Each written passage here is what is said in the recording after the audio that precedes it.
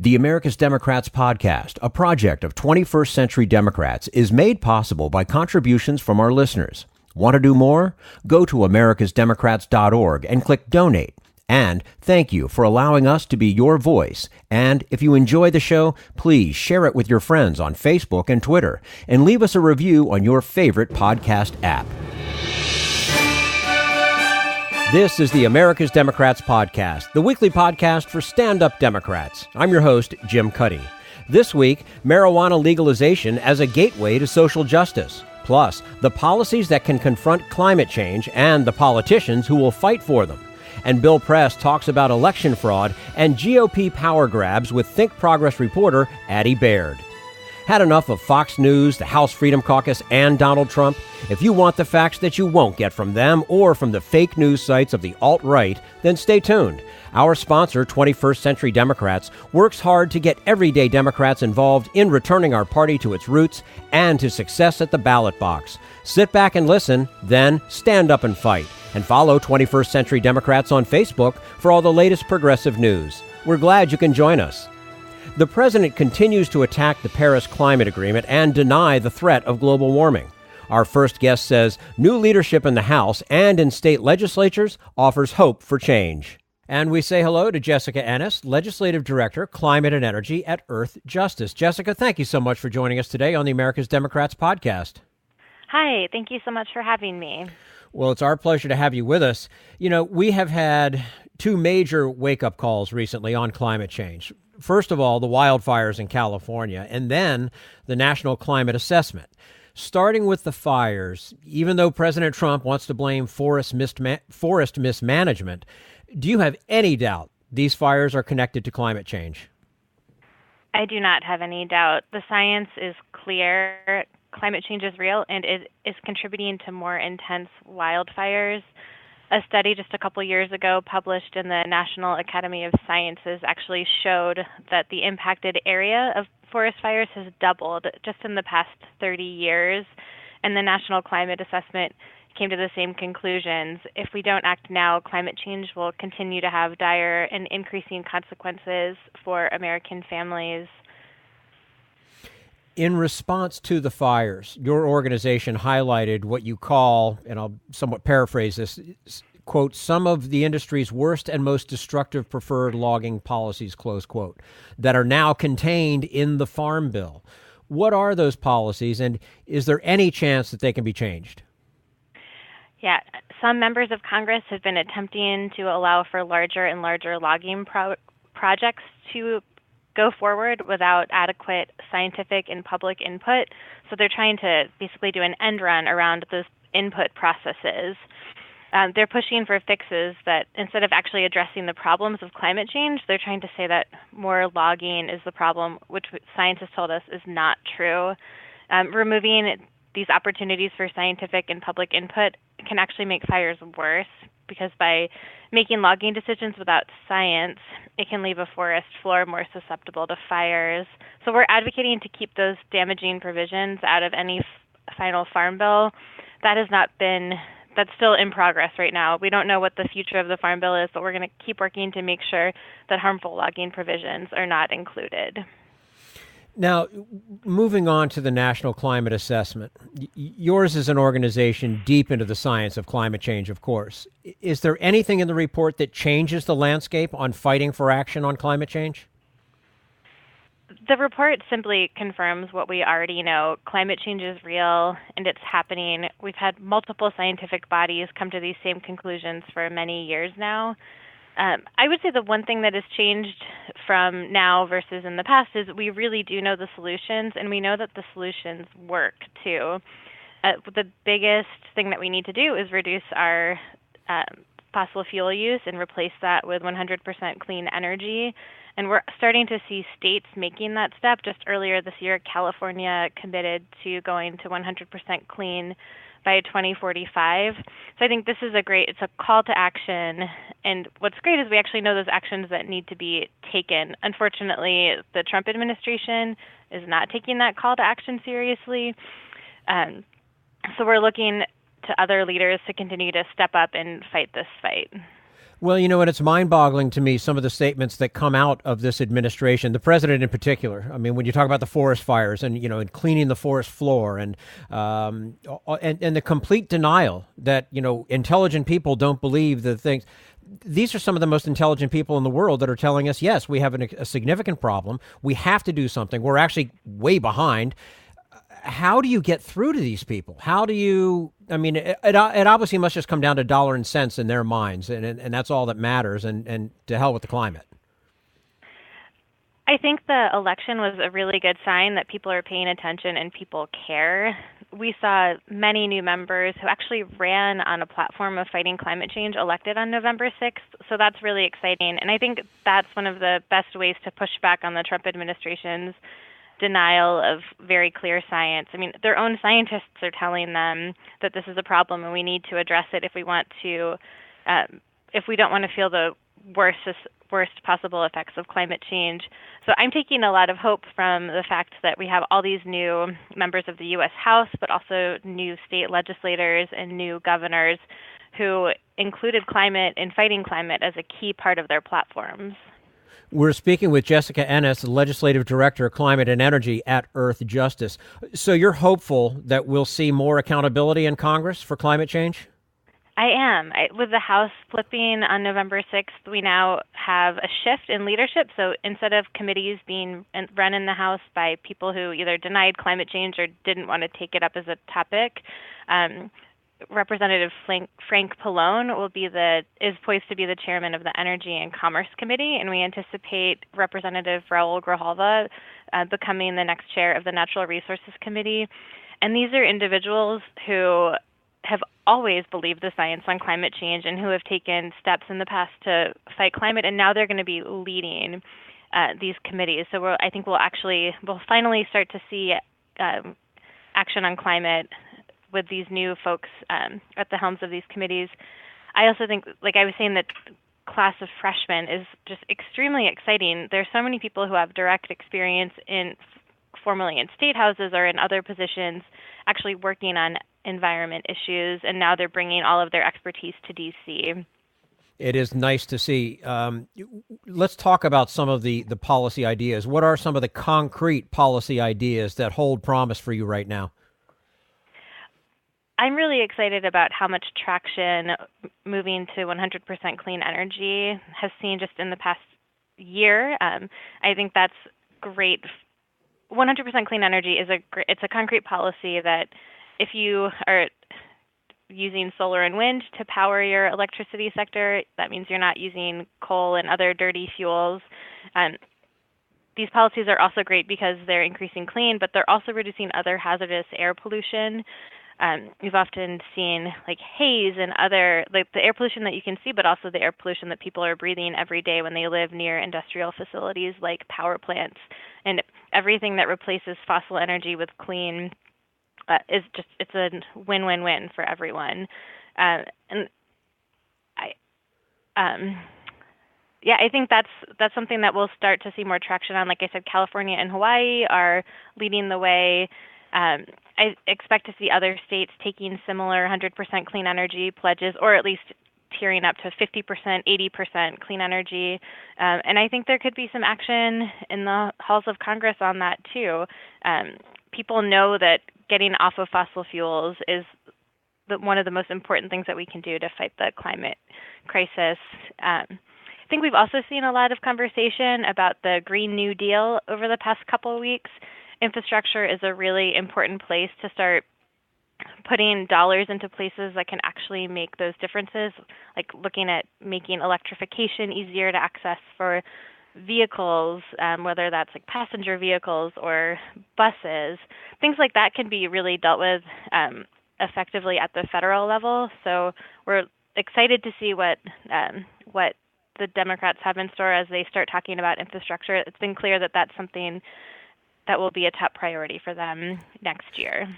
It's encouraging to me. I go for a walk down the street. I'm in Arlington, Virginia, and I'll see, all of the buses that are, at least the county buses and that kind of thing, are gas or are electric buses and that kind of thing. More electric service stations, where cars can go and plug in and that kind of thing. So we're finally starting to get there, it seems like. But We've been talking about it on the federal level. Let's move to the state level, because oftentimes, and especially when you've got split Congresses and mixes of power, there's probably some openings for policy advancement, I would think. There are lots of opportunities. That was another bright spot on election night this year. Both Colorado and New Mexico are places that I'm looking forward to seeing what they decide to do on energy. Governors-elect Jared Polis and Michelle Lujan Grisham are actually both members of the U.S. House, and they've been incredible champions on all kinds of energy issues, from clean energy to reducing methane emissions from the oil and gas sector. And it's really exciting that they're going to be in working with state houses now on advancing these policies that we know will fight climate change. Governor-elect Polis in Colorado actually ran on a platform that included reaching 100% clean energy by 2040. Governor-elect Lujan Grisham also had a similar goal. I believe she stated that she supports an increase in clean energy to 50% by 2030.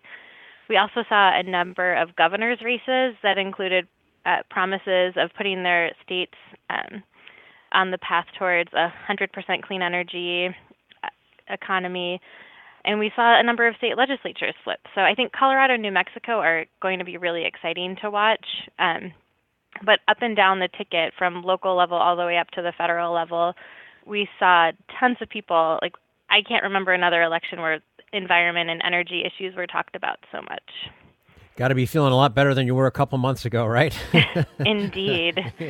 Okay, Jessica Ennisz, Legislative Director of Climate and Energy at Earth Justice, joining us today on the America's Democrats podcast. Jessica, thank you so much for your time with us. We appreciate it and look forward to hearing back from you again soon.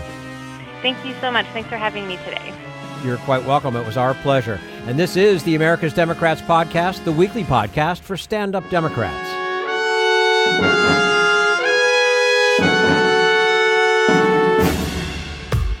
We want you to sit back and listen to this americasdemocrats.org podcast, a project of 21st Century Democrats. But we need you to stand up and fight. Do you want to get involved and help get our party back to its roots and to success at the ballot box? You can make your contribution to help us keep this show going and to elect Democrats who will stand up for democratic principles. Go to americasdemocrats.org and click on Donate at the top of the page. This Social Security measure, I believe that we must pass legislation to provide medical care. This is our tradition. When our grandparents came to America, it was the Democratic Party which said, welcome. It was the Democratic Party, the party of Roosevelt and Truman and Kennedy and others, who said that America belonged to all its people, not just a handful of the rich or a few giant corporations. That's why great leaders like FDR fought so hard for Social Security, and why JFK stood up to the insurance companies and their Republican allies to get Medicare. It's not just one thing, or one time, in one place. It's about a whole history of standing up to the Republicans and saying someone has to be on the side of regular working people in America, whether it's defending Social Security or just the way your loved ones are treated on the job. That's what the Democratic Party is all about. And that's why this message has been brought to you by the Democratic Party. Working people like you and me. Paid for by 21st Century Democrats. Not authorized by any candidate or candidates committee. This is the America's Democrats podcast, the weekly podcast for stand-up Democrats. Coming up next, repairing the damage of the war on drugs. But first, we turn to Jim Hightower, America's #1 populist, for his common sense commentary. Donald Trump is really quite good at one special skill: branding. He slapped his name on a ridiculous range of consumer merchandise, from teddy bears to a urine test. His policies and behavior, however, have turned the brand so toxic that only 2 merchandisers have kept his name on their products. Still, some 24 luxury condos and other glossy real estate projects blare his name, plus 17 global golf resorts are branded with his logo. Then, of course, there's his very own post office. Yes, the old Post Office Pavilion, an iconic 1899 federal structure that once housed our country's postal service and was home to various other national government agencies. Located just 5 blocks from the White House, he and his daughter Ivanka had it converted into a hotel for the rich, the Trump International Hotel, Washington, D.C. They even transformed what once was the office of America's Postmaster General into a 5,000-square-foot swank suite, which can be yours for about $25,000 a night. There's an even larger presidential suite, which the Donald immodestly named for himself, charging up to $29,000 for a one-night stay, plus $4,000 in taxes. Branding the once public facility with a Trump name was really important, Ivanka declared at the hotel's launch. You've got to be careful, she explained. You can't allow people to walk by thinking it's a post office. Daddy agrees. Now that he's in the White House, he wants to turn our historic public mail service over to the magic of the free market profit motive and give it the efficiency that only corporations provide. You know, like airlines and cable companies do. This is Jim Hightower saying, to help keep our public post office public, go to usmailnotforsale.org. usmailnotforsale.org. Need an antidote to the progressive blues? Want some good news about how grassroots folks are rebelling against the corporate powers and winning? Well, here's an easy-to-swallow pill for you, the Hightower Lowdown. Hightower's monthly newsletter will give you the lowdown, even as it lifts you up. It's 4 pages a month, jam-packed with facts you can use, actions you can take, and Jim's own Texas humor, all for only $15 a year. To become a lowdowner, go to hightowerlowdown.org. This is the America's Democrats podcast, the weekly podcast for stand-up Democrats. Pro-marijuana candidates won big in the midterm elections. Our next guest says they opened the window to replace the war on drugs with drug policies that express the ideals of racial and social justice. And we say hello to Michael Collins, Director of the Office of National Affairs at the Drug Policy Alliance. Michael Collins, thank you so much for joining us today on the America's Democrats podcast. No problem at all. We're happy to have you with us. Now, we've seen a lot of changes recently that could affect drug policy. Let's start with the firing of Attorney General Jeff Sessions. Remind us about the Sessions record on drug policy. Yeah, well, I think the first thing to say on the Sessions firing is I think we share a lot of the concern that people have around the circumstances for his firing, but at the same time, he was a dreadful Attorney General, especially on the issues of drug policy. Really, going back to his days in the Senate, was the number one opponent of any type of drug policy reform, whether that was marijuana legalization or sentencing reform, and he continued that record on to the Department of Justice and obviously had more power there. And so, the things that we saw him do were, in the area of, pushing his prosecutors to maximize sentences for drug offences. He withdrew a memo that had given some sort of degree of comfort to states that had legalized marijuana, that had basically said, we're not going to use federal resources to block what you're doing, and he withdrew that memo. There ended up not being any real repercussions, but it certainly created, a lot of insecurity.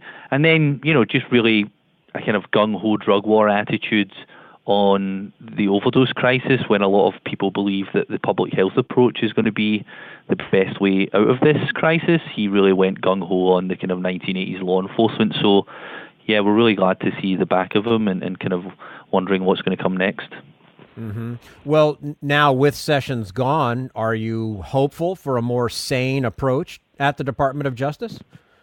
I don't think we would go that far, given who the president is and the type of, people he surrounded himself with. There's obviously Trump campaigned on this law and order, tough on crime approach. And so, we think that you probably get somebody who shares those sentiments. But, what is true about Sessions is, he really was the worst of the worst. It would be hard to pick someone who was worse as Attorney General. So the only way is up in that sense. And then, obviously Sessions was fired by Trump for issues related to this whole Russia investigation, but he was also, Trump was able to fire him because he lost support from key senators, and he lost support because he was very gung-ho on the drug war. Like, he lost the support of Chuck Grassley, the Judiciary Committee chair, because he opposed sentencing reform very vocally.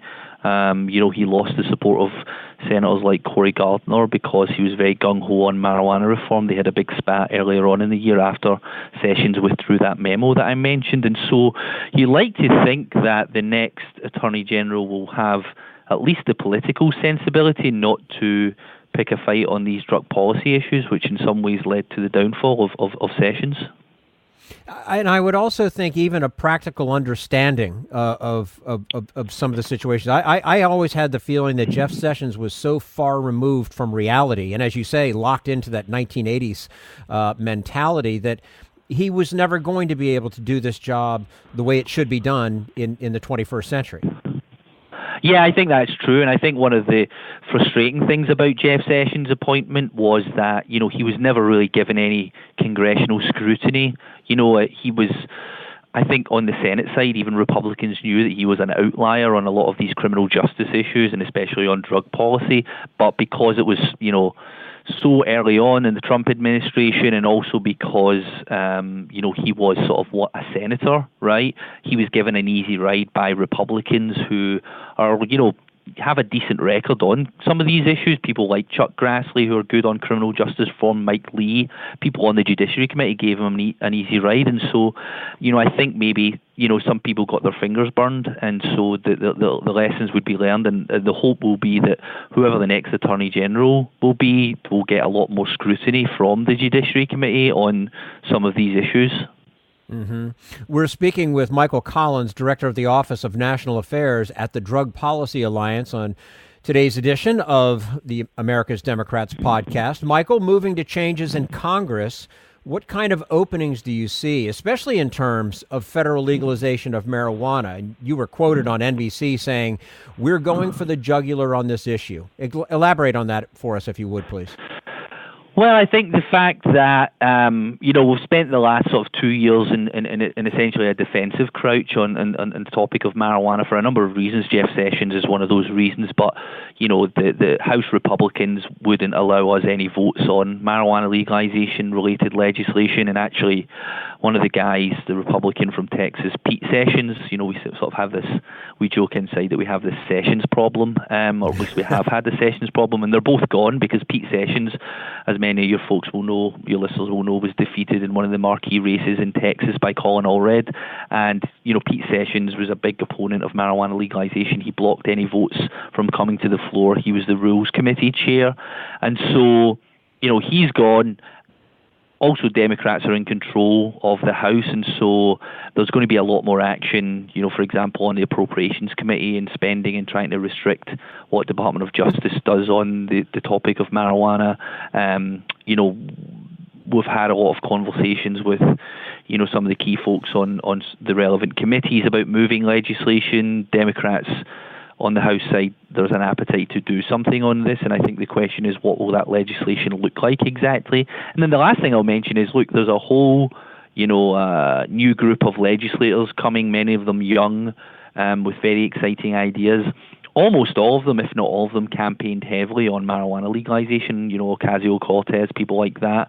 It was very much part of their campaign. And I think what the change you're seeing now, not just among these new Democrats, but the Democratic Party in general, is it's not just about embracing marijuana legalization, it's about embracing marijuana legalization through a racial justice lens. And so I think, the legislation that you will see come out of the House next year or next session at least will have that racial justice lens. It won't be just about, let's legalize marijuana and create a whole new industry and create jobs. It's more about, okay, how can we figure out, how do we repair the damage that was done as a result of prohibition, especially to, African Americans, Latinx communities, and that's something that we're very supportive of. Well, and the other thing, Michael, too, from the federal level, they won't even study it in terms of medical use. I mean, does it help them politically to at least take baby steps and do that with the overall approach to eventual legalization? Well, I think, honestly, that's sort of where my quote about going from the jugular came from, because, I was asked, will we be taking baby steps? And the answer is no, we're beyond baby steps now. We are really at a stage where we have to be dealing with the end game for marijuana legalization, and that is ending federal prohibition and let the states decide. During the last election cycle, Michigan was added in the column. We now have 10 states that have legalized marijuana. It's time for the federal government to act and allow states to move forward with legalization and take away the danger that is, represented by people like Jeff Sessions, Department of Justice, Trump, etc. And there's a real appetite for doing that among Democrats. And so while we definitely support, removing the barriers to research, I think we want to see a more comprehensive strategy for dealing with, what is the most pressing issue at the federal level, and that is like, how do we end federal prohibition of marijuana, and how do we do that in a way that's consistent with the values of racial justice and social justice? Certainly. You've spoken recently on the transformation of Representative Joe Kennedy from opponent of marijuana reform to an advocate. That move involved some input from your organization. How did you convince him, and is there a lesson here on how to get through to other lawmakers? Look, I think he wanted to be convinced, if I'm being honest. It wasn't like, I like to think I'm quite persuasive, but, the reality of the situation is the politics in this are so toxic for Democrats. Like, you cannot be a Democrat, in 2018 and oppose marijuana legalization. You just can't. It's too politically toxic. And I think, the congressman felt that, he wants to have a bright political future ahead of him. And being on the wrong side of history is not a good move. And so, somebody who wants to have a national level profile like that opposing marijuana legalization, it's a real, Achilles heel. And so, we definitely walked him through a lot of the policy implications of legalizing marijuana and a lot of the reasons for doing it. But, I definitely felt that in our conversations, both with him and his staff, that they were very sort of like, leaning in that direction anyway because of the political shift on this issue. Well, and that's what's interesting is that not that many years ago, that would be political peril for you if you were to be an advocate of marijuana reform or legalization, and now it's completely turned around. Well, I've been doing this for a number of years now, and I remember just after Colorado legalized marijuana, one of the first states to do it, and we scheduled a meeting with one of the senators, Senator Udall from Colorado, who was the Democrat at the time, and they sort of like, they wouldn't even meet with us in their office. They wanted to kind of meet with us out in the hall. They were too sort of embarrassed to be seen talking about marijuana legalization. And now, really, it's the opposite. Almost like every day I get sort of emails and contacts and calls from congressional offices about, marijuana legalization, and my boss wants to do a bill, and what do you think about this? And there's almost too much action in Congress on this issue in terms of people, wanting to introduce legislation and amendments and so on. And so there really has been a complete 180 on this issue, and we're better off for that. And remind us, if you will, Michael, why this issue is a civil rights issue.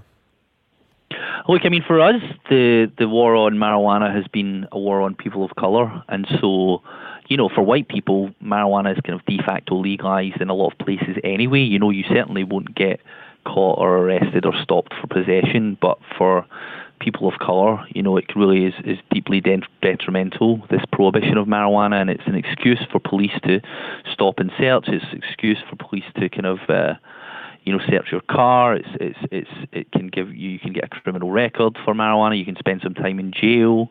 You can, prevent you from getting a job later, and that, overwhelmingly impacts communities of color. We did a campaign a number of years ago in Washington, D.C., here in the Capitol, to legalize marijuana. People of color were 8 times more likely to be arrested in the nation's capital than white people. If you went, we looked at the stats, like from Georgetown, where the university is in the sort of more upper class neighborhoods, there was almost, 0 arrests. And then you go down to neighborhoods populated by, African American people, and the arrest rates were off the roof. And so when you have that policy, which is so blatantly racially biased, and the history of marijuana prohibition is a history of racism and racially biased policies, we have to get rid of that, and we have to, take a step in the direction of racial justice. And that's certainly why my organization has pushed this over so many years, and we're pleased to see this come to fruition. Yeah, and nobody should ever think that those affluent neighborhoods that there isn't marijuana smoking and inhalation going on. I mean, you that think would just be ridiculous. Georgetown? I mean, I went to Georgetown University. You know, I can assure you, there's a number of parties that go on every weekend where there's copious amounts of drugs, not just marijuana. You know, and right. But the reality of the situation is, you know, when you're affluent and when you're white, you know, you aren't being stopped by police in the way that, you know, African American working class communities are, and that was how it shook out in DC, and that's the case across the country. You know, the ACLU did a report a number of years ago, you know, showing the kind of racially biased arrests for marijuana, and it was quite startling. And so that's always been a big part of our campaign to do this, and that's why I talk about now, you know, our motivation for, you know, legalizing marijuana is not, you know, it doesn't matter to me whether someone uses or doesn't use marijuana, whether you can go to a store and buy it or not. What concerns me and what concerns my organisation is the impact on communities of colour. And so now that we're ending this detrimental policy, we want to make sure that communities of colour also reap the benefits of marijuana legalisation, you know, whether it's through, you know, tax revenue or whether it's through, you know, participating in the industry. And actually, you know, Senator Booker introduced kind of landmark legislation on this very issue last year, the Marijuana Justice Act, that kind of tried to tackle marijuana legalization through that racial justice lens. And that, when I talked before about, you know, Democrats now lining up behind racial justice marijuana legislation, you know, it's that kind of thing that I mean. And so, you know, that change, as I say, has been most welcome. Certainly. And before we let you go, what kinds of actual policies are being promoted to right the civil rights abuses of punitive drug laws? Well, I mean, I think that, you know, I mentioned the Marijuana Justice Act, which I can kind of talk about now. And I think what's interesting about that legislation is, you know, all the sort of, you know, it was introduced in the Senate by Senator Booker, got a ton of media attention, and now basically any candidate that you think might be potentially a 2020 presidential candidate is on that legislation. Bernie Sanders has co-sponsored it, Elizabeth Warren, you know, Kamala Harris, if you name them, if they're in the Senate and they're rumored to be 2020, Jeff Merkley, they're all on this legislation because they know that they have to get behind the racial justice aspects of marijuana legalization. And what the Cory Booker bill does and what we're interested in doing is it kind of creates this like reinvestment fund for communities impacted by the war on drugs so that it can reinvest in kind of education and local programs to promote employment. You know, there are also other pieces of legislation out there aimed at promoting diversity in the marijuana industry. I think it's fair to say that marijuana legalization, the industry is a fairly white industry. And we feel, you know, given the history of marijuana prohibition, that's not a just outcome, and so that's something we want to fix as well. And then things like expungement, right? You know, the fact that like now we're legalizing marijuana, what does that mean for people who were caught with possession and who, you know, have something on their record? We want to clean that up and make sure that those people can go forward and not have problems with like student loans and employment and all the other problems that come with an arrest record for marijuana. And so those are sort of some of the initiatives that we're working on, and you know, when California legalized marijuana 2 years ago, there was a very healthy initiative there that sort of really focused on some of those racial justice issues, especially expungement, and it's really life-changing for people. And so those are like some of the kind of racial justice, civil rights factors that have to be included now as part of marijuana legalization. Well, it's commendable work that you're doing, and it's long overdue, of course. But glad that you're heading it up and working to kind of right this ship, if you will. Michael Collins, Director of the Office of National Affairs at the Drug Policy Alliance, joining us on today's America's Democrats podcast. Michael, thank you so much for your time with us today. We look forward to having you back again with us soon. Great, I would love that. Enjoyed the conversation. Thanks very much. And this is the America's Democrats podcast, the weekly podcast for stand-up Democrats.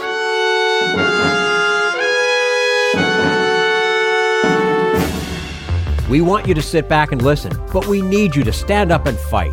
Help get our party back to its roots and to success at the ballot box. Make your contribution to keep the americasdemocrats.org podcast, a project of 21st Century Democrats, on the air, and help elect stand-up Democrats. Go to americasdemocrats.org and click on Donate at the top of the page.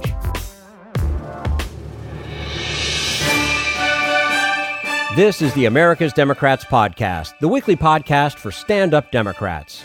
And now Bill Press talks with Addy Baird of ThinkProgress about election fraud in North Carolina, voter suppression in Georgia, and the faulty logic of lame duck power grabs. I don't know. I don't have any tweets from the Orange Man yet this morning, so the coast is clear so far. It's kind of late. I know it's late. What's up with him? Maybe he slept in. Is he sleeping in this morning? I don't know. Yeah. Is out playing golf already? But anyway, the point is, the coast is clear. Get your tweets in at BP Show. Addy Baird here with us from ThinkProgress on all the political news of the day. Hi, Addy. It's good to see you. It's good to be here. So how about it? The midterms we thought were over on November 6th. They're not. Democrats have already racked up a gain of 40 seats in the House. And it looks like in North Carolina, they might end up with another one. I mean, it's hard to say. They need to hold a new election. Basically, I think that's a pretty it's the only way to objective statement it? At this point. Yeah, I think that it's clear. I mean, for anyone who doesn't know, it basically looks like Republicans in North Carolina's 9th congressional district tried to actually steal this election. There are a couple of people who have now come forward and said that they were paid to pick up absentee ballots. There was a woman who said that she had only filled in for like sheriff and another local candidate, and obviously it wasn't, her ballot was not sealed. This person came to her door and said, well, we're picking up absentee ballots, and, this is all fraud. You can't do that. That is a real... it is against the law for you. It is absolutely against the law. Now, if you are an invalid and you cannot personally deliver your ballot, you can request or designate someone like your son or your daughter or somebody to deliver, and you sign as to who is authorized to deliver this ballot, right?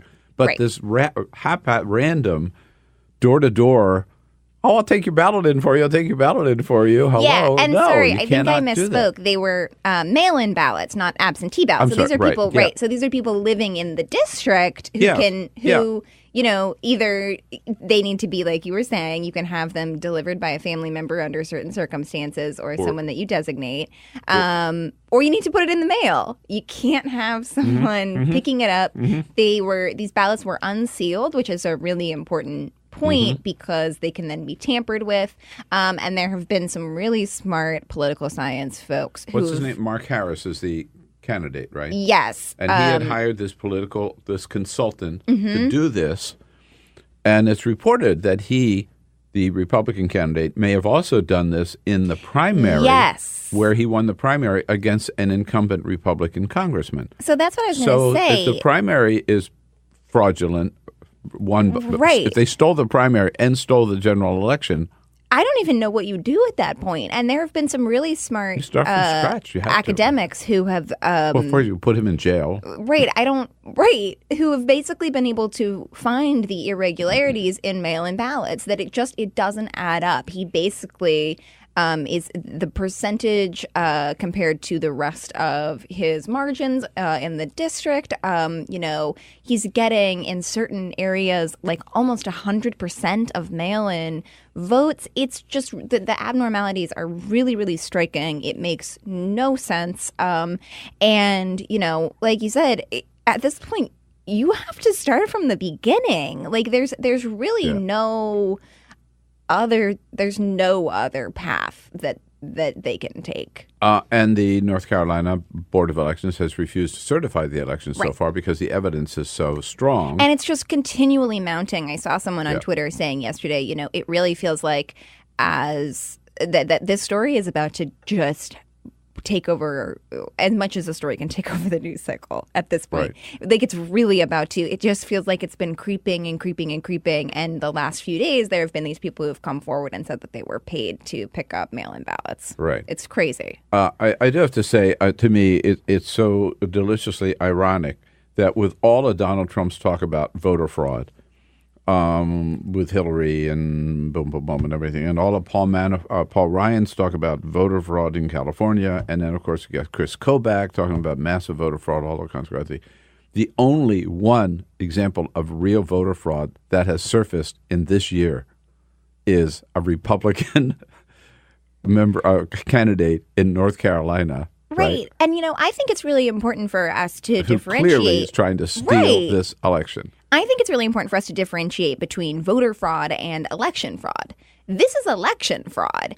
Voters have done nothing wrong. You know, these people, the women, thank you. It's a very good, women who have been picking, who have come forward and said that they were told that they were paid to pick up the mail-in ballots. It's really interesting. There was a couple stories of voters who had them come to their house, and they were like, just totally they were lied to. They thought that they were doing what they were supposed to do. This was not a voter doing anything wrong. This was not a voter trying to swing an election.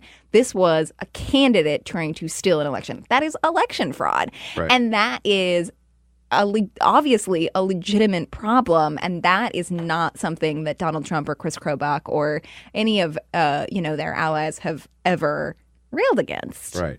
Now, it's also, so that's North Carolina. Let's talk a little bit about Georgia. Yeah. I mean, this is one. So yesterday, finally, they resolved who's going to be the new Secretary of State. I believe they called it on Tuesday night, but this didn't get as much attention as I think it should have. I agree. It really. We talked a lot about the governor's race. Yes. So obviously, the governor's race was one of the governor's race between Brian Kemp and Stacey Abrams was one of the biggest races in the country, this last election cycle. And Brian Kemp was the Secretary of State. A lot of the part of why this was such a closely watched election was similar to Chris Kobach, actually. Having a Secretary of State oversee their own election creates major conflicts of interest. Kemp ultimately did win. Stacey Abrams pointedly refused to concede, but ended her campaign.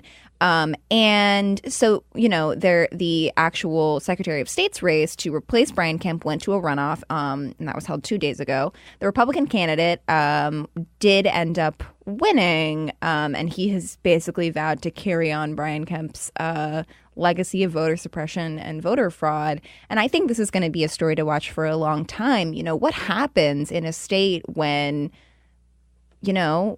something like these are close races. Something like half of people who voted in 2018 don't believe that Brian Kemp rightfully should be in the governor's mansion. Right. And, then you have a Secretary of State who has vowed to carry on everything that Brian Kemp made his name with. And he made his name by doing all kinds of things, of examples of voter suppression or efforts of voter suppression, like reducing the time for early voting, like cutting back the number of polling places, and like famously refusing to certify 50,000 people who had registered to vote, but they found little minor errors maybe in that form, right? So that was Brian Kemp's attempts at voter suppression. Right. But here's what got me is that, and someone raised this question with me yesterday.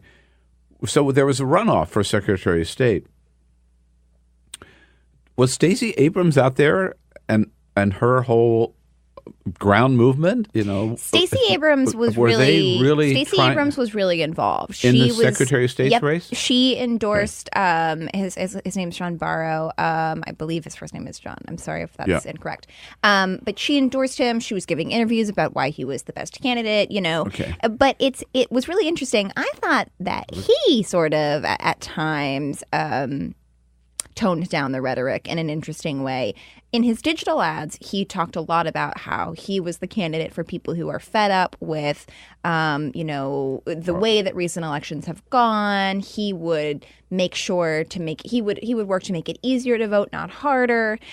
In person, he talked a lot more about his opponent's tax debts, and he really kind of ran a little bit of a different race in higher profile appearances. And I think that frankly, now that this race is over, I think it's easier to criticize him. But, I think that's a failure. I think that he should have run this race as earnestly as he could to say that he would be a champion of voting rights in Georgia.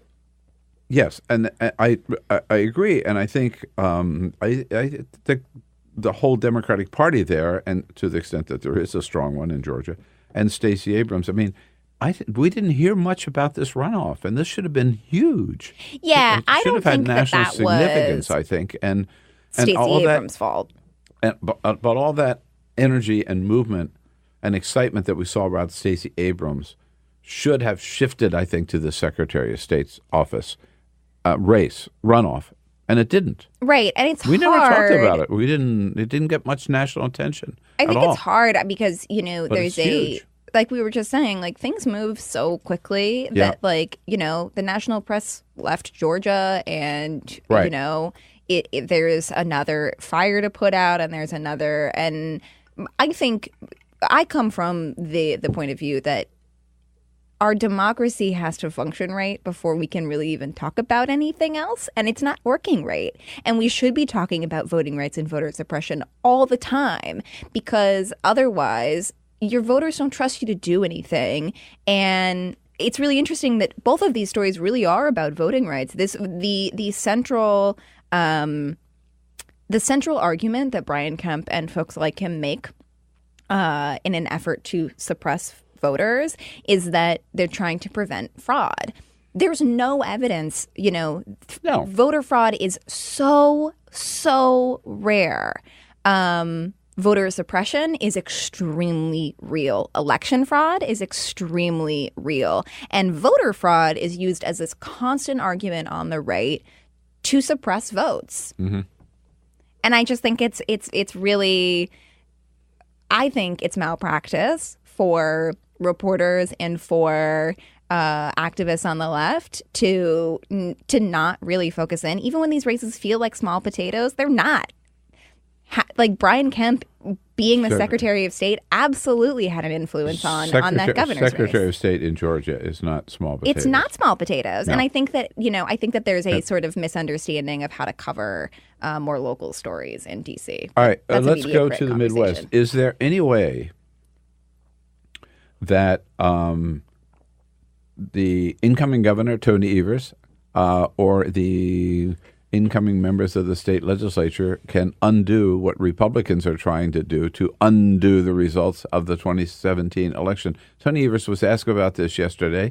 Again, he is not the most charismatic or dynamic candidate or a politician we've ever heard, but he did say that they're basically, the Republicans are trying to reverse what the voters voted for.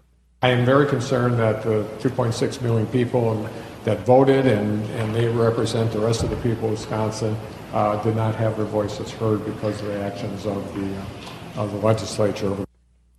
Yeah, I mean, the vote was pretty clear, right, what people voted for, and the legislature is taking that power away. I thought Evers gave a pretty good, as far as like you said, he's not a super charismatic guy. I thought he gave one of his best quotes about this on CNN the other night. He said, "This is just a hot mess," and it made me laugh. But that's really what it is. It's for any of your listeners who don't know, this is basically what happened in North Carolina 2 years ago. Yeah, same thing. It's the exact same thing, and the legislature passed this bill yesterday, and Scott Walker has made it clear that he's going to sign this into law. So to your question of whether he can undo this, Republicans will still have a majority in the legislature once he takes office. So the legislature itself will do nothing about it. And the 2 years ago, like I mentioned in North Carolina, there were a bunch of lawsuits that are still ongoing. There will be a bunch of lawsuits around this, but it's really hard. It's been 2 years since North Carolina Republicans made this same power grab, and it's just a slow process. And so, yes, it is possible that this can be undone, but not quickly. Right. And you've got to say, as disgusting as it is, if they have a majority in the legislature and they pass a bill, and if they have a governor and he signs the bill, that's the way it works. Well, I will Unless say there's a state, I mean, you could, in California at least, you could have a statewide referendum Sure. to overturn that. That's not an easy way out. I was just going to say, I have a colleague who has basically taken as his pet issue abolishing the lame duck. In most other countries, prime ministers take their seats just a few days after their election. Justin Trudeau was sat as the prime minister, I think, like 5 days after he was elected. Having a lame duck session is unique to the United States in a lot of ways. This doesn't happen most other places. And it's a strange thing because they would never do this for another governor. And this is so obviously directed at this Democratic, this incoming. Yeah. So like you said, of course, if they have a majority, and a governor who will sign it into, it doesn't matter if they have a majority. If it passes and they have a governor who will sign it into law, it's the law. It is what it is. But I'm not convinced it should be, at least as far as, having a lame duck session goes, because their argument is that they are trying to make the branches of power more equal. There's a tweet from the Wisconsin Assembly GOP where they were like, we don't think that one individual with the stroke of a pen should be able to undo legislation that's the result of listening to the people of Wisconsin. The thing is, the people of Wisconsin elected the individual who holds the pen. And so it's none of this makes any sense. None of their arguments make any sense because they're not good faith arguments. No. I love that idea of killing the lame duck. I hadn't heard that before at all. It's really smart. Yeah. It would apply to Congress, too. Yep.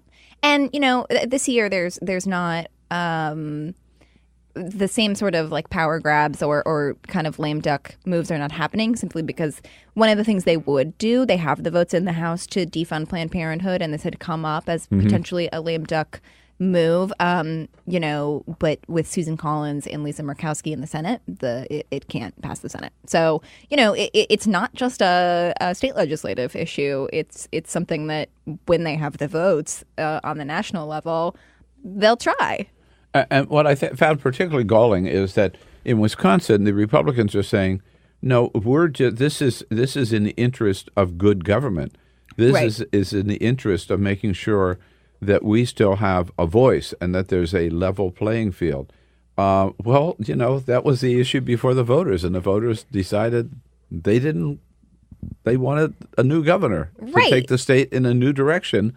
And now the state legislature, no, we're going to decide, not the people. Right. And frankly, I think it's poor losers. It's sore losers. It's sore losers, they really are. And I think it's offensive to think that your voters can't make that decision for themselves. Your voters are smarter than we give them credit for a lot of the time, and they elected who they elected, and that's what they wanted. And I think it's a really weak argument to say that this is them trying to make government more equal or more, because it was never, of course, because like I said, none of this is a good faith argument. None of this was a problem when Scott Walker was governor.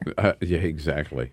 But as you said, we saw the same thing in North Carolina. Yep. And there are rumblings of the Michigan legislature. Yeah, there's some similar stuff in Michigan. It's not quite as extreme. Part of why Wisconsin has gotten more attention is that it's really expansive. It's not just the governor, it's the attorney general as well. The attorney general, they're looking to limit early voting. This bill had a lot wrapped into it. There are some efforts underway in Michigan that aim to undermine the newly elected Democratic governor, attorney general, and secretary of state to kind of limit some of their legal power and appointment power. It has not progressed quite as far as Wisconsin, but it is absolutely something that I will be keeping an eye on, and that everyone should be keeping an eye on, as I think is really kind of interesting to point out, as a few other people have noted. All three of these newly elected statewide officials are women. And it's sort of interesting to think about. In Michigan. That. Yep, in Michigan. Right. Yep. So Addy Baird, of course, you can follow at ThinkProgress at thinkprogress.org. You did mention that already we're not finished with the midterms for sure, but 2020 is already creeping in. It sure is. And this week, on several fronts, 2020 was creeping in. You probably are as disappointed as we are that Michael Avenatti will not be running for president. Oh, no. I know. How sad. I hate to break the bad news. How sad. Man, he sucks. The idea that he even talk about running or that anybody would even consider it, no give it the one time of wanted day. Michael Avenatti to be president except Michael Avenatti. Like, no one wanted that. And of course, he was recently arrested on suspicion of domestic violence. Yeah, he would have been terrible and unacceptable. Yeah, I mean, for many reasons. Yep. Right? I mean, what did he bring to the table? No. Yeah. It was honestly... But it was just a joke. One down. A sick joke. 50 to go. All right. But I thought he had already made a decision, but now the reporting is that he's still leaning in that direction. But Deval Patrick also looking like he's not going to run, right? I mean, I hadn't seen that. Yeah, right. That's interesting. I don't know if that particularly surprises me. I think that we're sort of in that time where this field, it looks like it's going to be so enormous. I think that's going to scare some people off. I think that we're going to get a few stories like that. I hadn't seen that from him, but that makes sense. Like, we're starting to see the dropouts. Those are two. Yeah. But on the other hand, Julian Castro, I ran into him in Miami.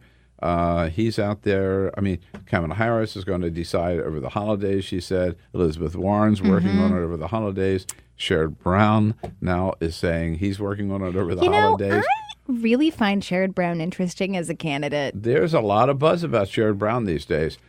So, by the way, on a related issue, he met yesterday with Mary Barra, the head of GM, as being a senator from Ohio. He met with Rob Portman, also the Republican senator, and Tim Ryan, the congressman from Youngstown.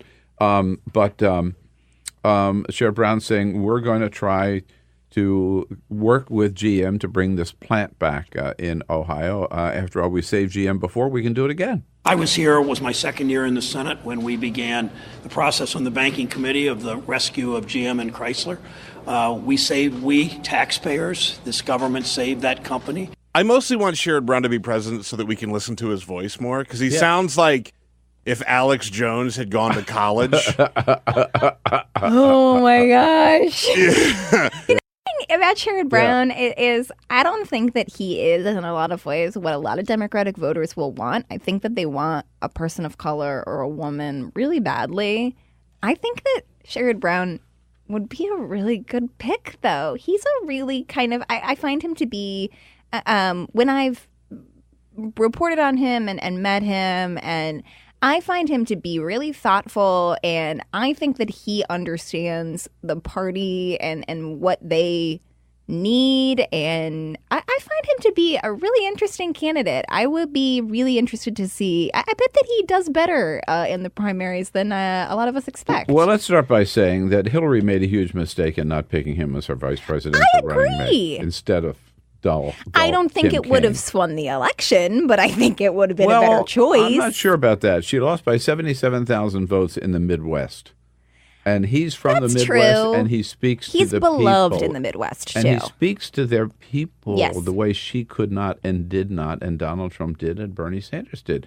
And, when Sherrod Brown talks about the dignity of work, yes, and we have to show more respect for workers, and we got to be fighting for more workers, that's a winning message. He also... so pair him up with a woman of color, and maybe you have a winning character. All I'm saying is I'm not endorsing anybody yet, but I like him a lot, and there's a lot of buzz about him now, and people are saying, I think that's true. Maybe he's the one. What do you think of Andrew Gillum for 2020? I love Andrew Gillum. I love Beto O'Rourke. I still love Joe Biden. Joe Biden says I'm the most qualified person. I don't think that's to true be at president all. of the United States. I think that Joe Biden should not run, but that's just me. This is all of this is us sort of just talking around the fact that this is going to be an enormous field. Yeah. It is going to be a chaos primary. No, but back Andrew Gillum, I don't want to put that down to be too quick to put that down. I think he'd be terrific. There was a story yesterday that he's thinking about it. I think he would be a really wonderful candidate. And we know that Beto O'Rourke has already met with Barack Obama to get some tips from Barack Obama on running, and so I hope he's seriously considering. I think it's healthy for there to be a good field, and I think it will spur good conversations. Yeah. I've sort of said that a younger Bernie Sanders to me would be ideal, male or female, and so Beto O'Rourke or Andrew Gillum, or even Sherrod Brown, all three of them would fit that bill. I think that they're, I've been surprised. I think Elizabeth Warren also sort of answers that question for some people. Right. That's all for the America's Democrats podcast. Thank you to all who made today's show possible. Jessica Ennisz, Michael Collins, and the entire Bill Press team. And thank you for listening. If you liked what you heard, please get involved in our efforts to keep this show going and to elect Democrats who are bringing the party back to its roots. Go to americasdemocrats.org and click on Donate at the top of the page.